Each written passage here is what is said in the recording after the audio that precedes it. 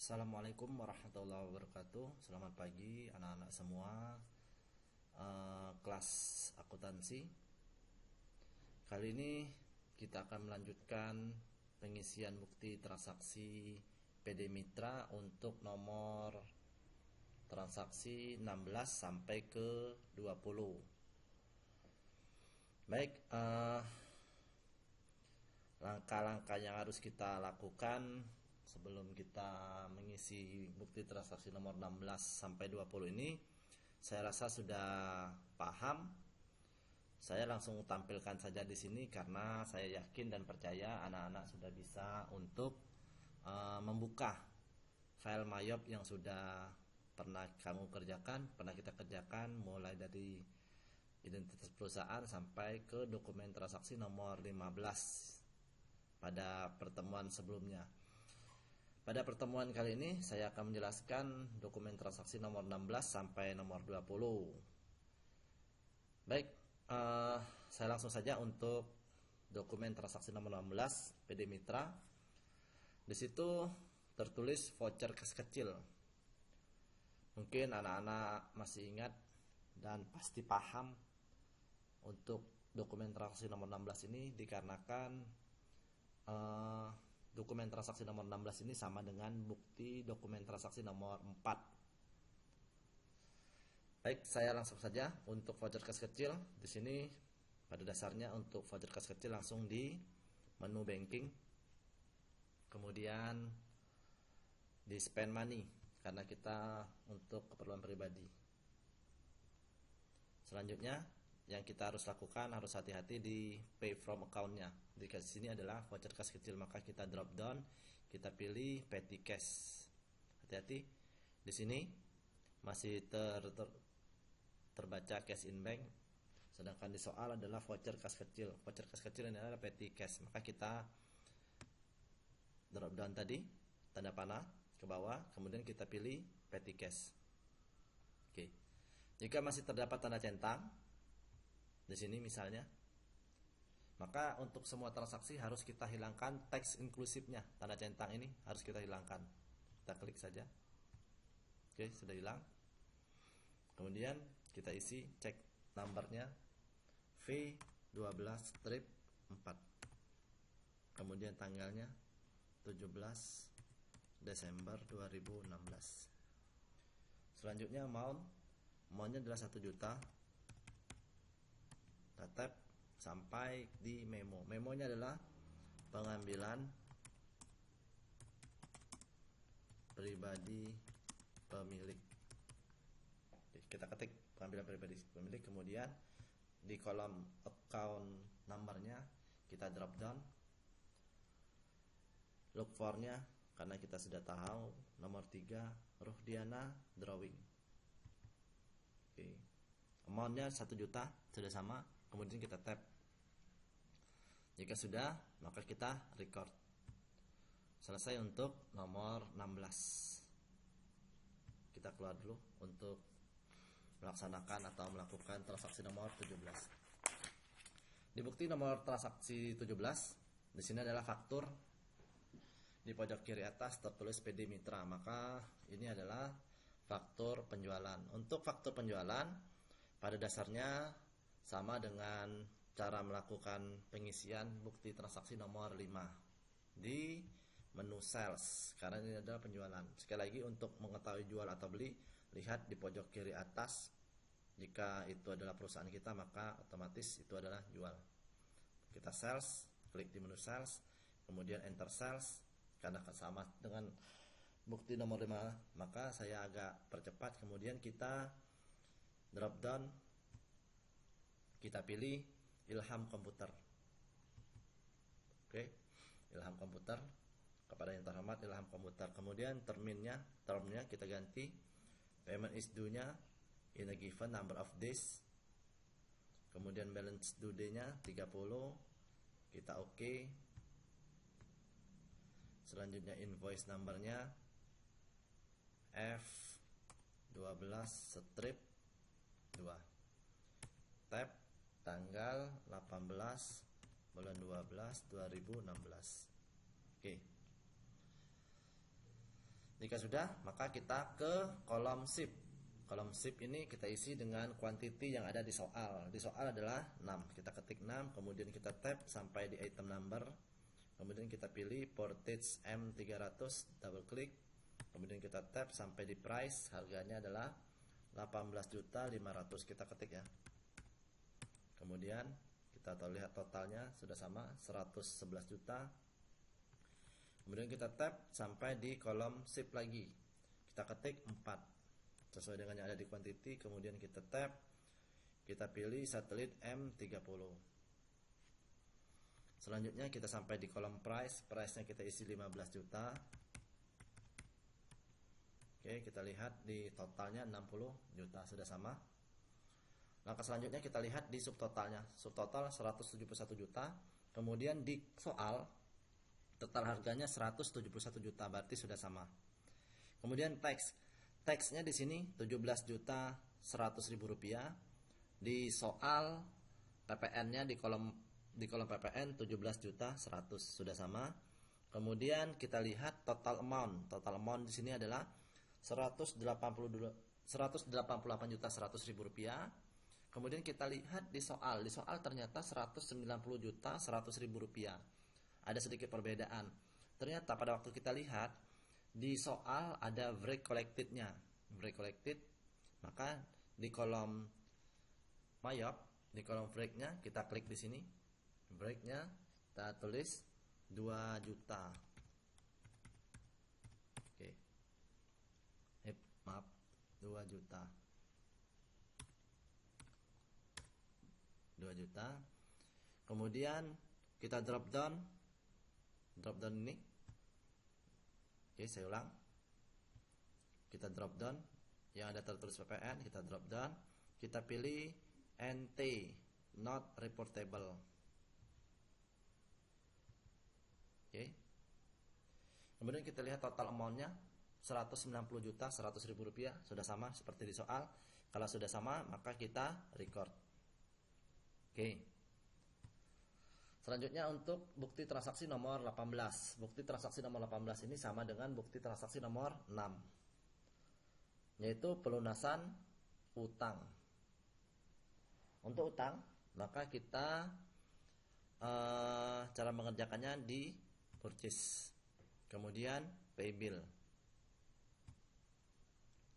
Selanjutnya cash in bank. Suppliernya kita pilih drop down. Di situ adalah PT Putri. PT Putri. Oke. Kemudian cek numbernya. Cek numbernya adalah BKK 12/5. Kemudian tanggalnya 18 Desember 2016. Kemudian amount-nya adalah 259 juta 500.000 rupiah. 259 juta 500.000 rupiah. Oke. Kemudian seperti bukti transaksi nomor 6, maka kita alihkan kursor ke kolom amount apply. Sebelum saya klik di sini, maka di out of balance-nya ini adalah 259.500.000. Ini nanti harus menjadi 0. Baik, saya klik di sini. Kita klik amount apply. Oke. Sudah tertulis di situ ada warna biru 259.500.000, akan tetapi out of balance-nya masih sama 259.500.000. Setelah itu harus kita tap. Kita tekan tombol tab. Baru out of balance-nya sudah 0. Oke. Kalau sudah, kita record. Oke, untuk 18 sudah selesai. Selanjutnya untuk nomor 19. Kita keluar dulu ke menu utama. Oke, untuk nomor 19 ini ada sedikit penjelasan yang memang kamu dapatkan di mata pelajaran akuntansi keuangan. Untuk keterangannya itu tertulis piutang sebesar 12 juta yang telah dihapuskan. Berarti ini adalah penghapusan piutang. Untuk penghapusan piutang ada dua metode, yaitu metode langsung dan tidak langsung. Kalau menggunakan metode langsung, nanti timbulnya adalah akun beban penghapusan piutang. Jika menggunakan metode tidak langsung, maka akun yang timbul adalah cadangan kerugian piutang tak tertagih, atau di halaman 5 itu sudah tertulis adalah allowance for doubtful debts. Maka kita akan menggunakan metode tidak langsung dikarenakan di dalam halaman 5 trial balance-nya itu tertulis nama akunnya adalah allowance for doubtful debts, maka kita menggunakan metode tidak langsung. Angka 6 juta itu didapat dari 12 juta dikali dengan 50%. Oke, ketemu angkanya 6 juta. Bagaimana jurnalnya? Jurnalnya adalah cash di debit, cadangan kerugian piutang di sebelah kredit.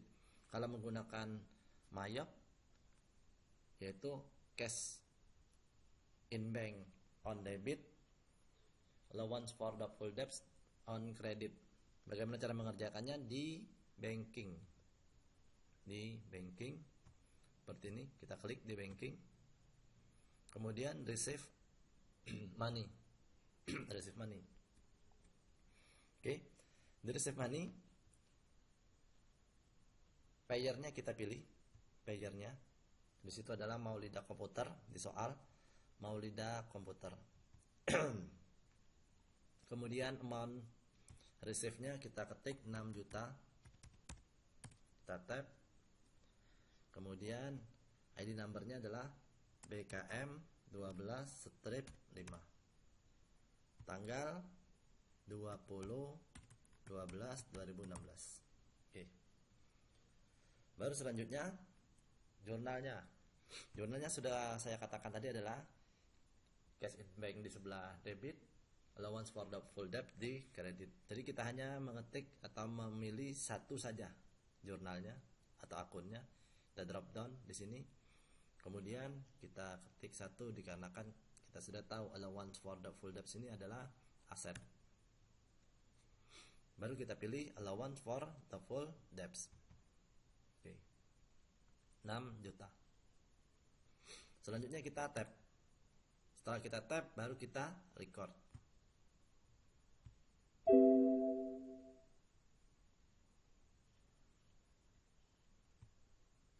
Oke, saya lupa ini, diganti dulu. BKM 12/5. Tanggalnya 20 Desember 2016.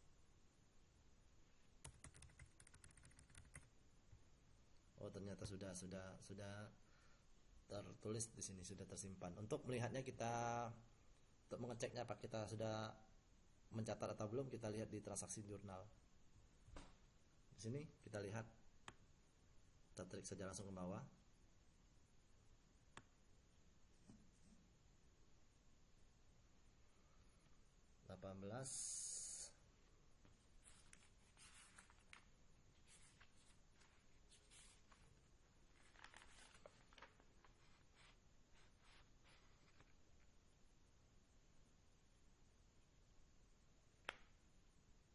Baik, berarti belum tercatat ya. Ini belum tercatat.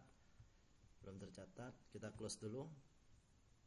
Baik, kita lanjutkan untuk 19. 19 tadi adalah receive money. Saya ulang lagi. Kita ulang lagi. Payernya adalah Maulida Komputer. Oke, amountnya adalah berapa? 6 juta. Kemudian ID numbernya kita isi BKM 12/5 tertanggal 20 Desember 2016. Kemudian kita pilih satu allowance for doubtful debts-nya. Oke. Jika sudah, kita record. Oke. Sudah, mudah-mudahan sudah. Ini kita cek dulu apakah sudah tertulis.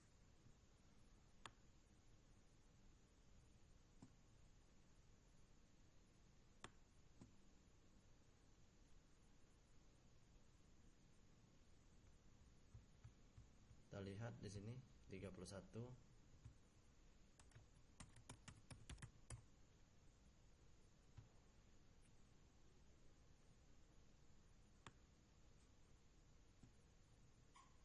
Oke, ternyata sudah ada dua berarti ini ya. Tadi sudah tercatat. Oke, kalau sudah seperti ini ada dua misalnya, maka cara mengatasinya kita klik di tanda panahnya, kemudian kita edit. Kita hapus saja satu. Oke, sudah selesai untuk nomor 19 ternyata. Oke, kita lanjutkan ke nomor 20. Nomor 20 ini adalah faktur pembelian. Ya, faktur pembelian dikarenakan sebelah kirinya adalah PT Tiara. Pembelian, kita ke purchase, kemudian enter purchase. Selanjutnya kita pilih suppliernya adalah PT Tiara. Oke, terminnya kita ganti ini given number of days, balance today-nya 30, kita oke kan. Oke, kemudian purchase number-nya kita isi A17, tanggalnya tab 22 Desember 2016. Oke, selanjutnya ini sama dengan bukti transaksi nomor 10 ya, pada dasarnya sama seperti bukti transaksi nomor 20. Kemudian billnya kita isi dengan kuantitinya 12, kemudian kita tab sampai ke item number portage M300. Selanjutnya price-nya 16.350. Oke, kita lihat totalnya 196.200. Kemudian kita tap lagi sampai ke bill, baru kita isi lagi 14, tap lagi, kita pilih satelit M30, kita tap lagi, harganya adalah Rp12.635.000. Kita lihat di totalnya 176.890. Oke, sudah sama. Kemudian subtotalnya, subtotal kita lihat di sini Rp373.090.000, sama dengan yang ada di soal. Total harga Rp373.090.000. Kemudian teksnya sudah sama, Rp37.309.000. Kemudian jumlahnya Rp410.399.000. Oke, jika sudah sama maka kita record.